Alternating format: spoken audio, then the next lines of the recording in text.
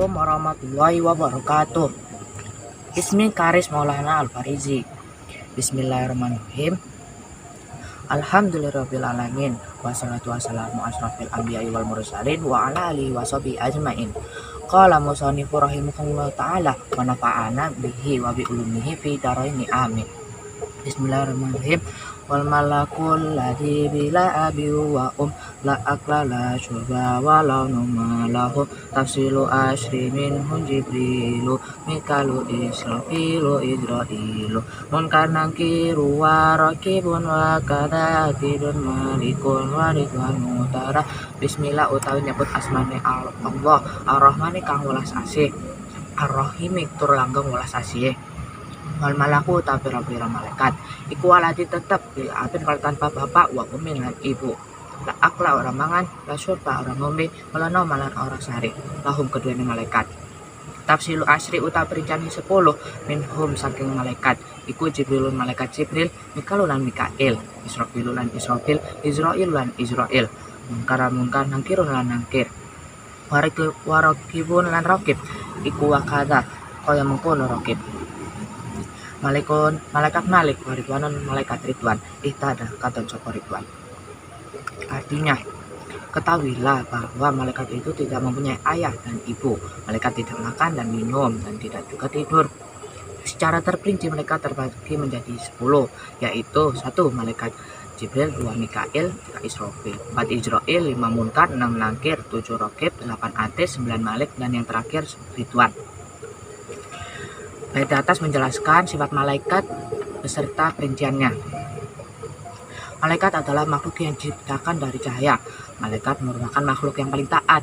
Malaikat merupakan makhluk gaib, kita tidak dapat mengetahuinya dengan panca indera. Malaikat mempunyai akal tetapi tidak mempunyai hawa nafsu. Malaikat tidak makan dan minum seperti kita. Malaikat merupakan pasukan Allah SWT. Mereka mempunyai tugas yang berbeda-beda. Beriman kepada malaikat Allah merupakan rukun iman yang kedua. Malaikat Allah jumlahnya banyak, kita tidak dapat mengetahuinya. Namun yang wajib kita ketahui beserta tugasnya ada 10 malaikat, yaitu 1 malaikat Jibril atau biasa disebut juga dengan Ruh Kudus atau Ruh Amin bertugas menyampaikan wahyu. 2 malaikat Mikail bertugas membagi rizki. 3 malaikat Israfil bertugas meniup sangkakala. Malaikat Israel bertugas mencabut nyawa. 5 dan 6 malaikat munkar dan nangkir. Kedua malaikat ini bertugas menilai manusia di alam kubur.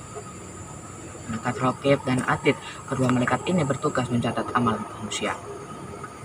Malaikat rakib mencatat amal baik, sedangkan malaikat atid mencatat amal buruk manusia. Kedua malaikat ini juga disebut malaikat muqarrabin. Malaikat Malik bertugas menjaga pintu neraka. Dan yang terakhir, yang ke-10, malaikat Ridwan bertugas menjaga pintu surga. Arba'atun min kutubin tafsiluha Tauratu Musa bil huda tanziluha Zabura Dawuda wa Injilu ala Isa wa Furqani ala khairil mala. Arba'atun utawi papat min kutubin kang saking pira-pira kitab iku tafsiluha utawi perincane papat. Iku Tauratu Musa, kitab Tauratnya Nabi Musa. Iku bil huda kelawan pitutuh tanziluha utawi tumurune ya Taurat. Zabur Dauda lan kitab Zabur Nabi Daud, wa Injil lan kitab Injil ala Isai ngatasi Nabi Isa, wa Furqani lan kitab Al-Qur'an ala khairil mala ing ngatasi luwe bagus-bagus mulyane kaum. Artinya, ada 4 kitab suci yang diturunkan sebagai petunjuk. Secara terperinci terbagi menjadi 4, yaitu 1 kitab Taurat diturunkan kepada Nabi Musa alaihissalam. Kedua, kitab Zabur diturunkan ke Nabi Daud alaihissalam. Yang ketiga, kitab Injil diturunkan Nabi Isa alaihissalam. Dan yang terakhir, keempat, Al-Quran atau Al-Furqan diturunkan sebaik-baiknya manusia, yaitu Nabi Muhammad SAW.